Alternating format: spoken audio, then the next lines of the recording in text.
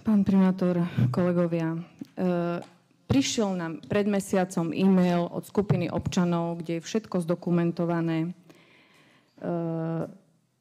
Druhy odpadov obsahujúce ropné látky, azbest a tak ďalej, rôzne nebezpečné látky. Časy, fotodokumentácia, absolútne všetko. My sme povinní to posunúť ČTK. Ja nie som ČTK. A ja sa v mojom príspevku, keď to budete čítať, čítajte s porozumením, názov je otázka. Je otázka. Účelová otázka, pani Škurlová. To berte ako chcete. Je to Účelová otázka. Môžete ma, ja ma. rozprávam, ja mám slovo. Dobre, nech sa páči. Takže treba čítať s porozumením, to je po prvé. Nerozprávajte, že som neslušná, lebo odkedy som tu, ja som nenapísala jedno neslušné slovo. Si uvedomte, čo vy rozprávate.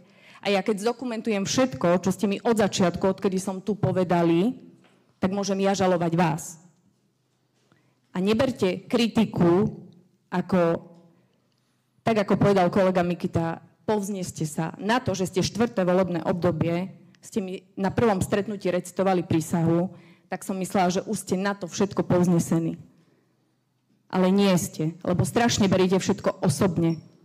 Ste až infantilne osobní.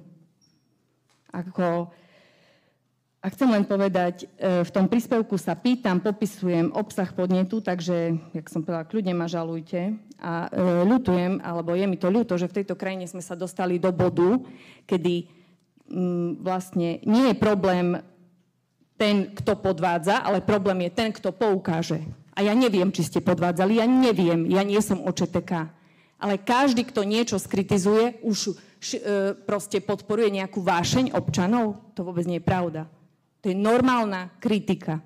Môžete kritizovať vy mňa. A neberiem to osobne. Ani to, že ma urážate, že som klamárka. Ja si to myslím o vás. A vy o mne. V pohode.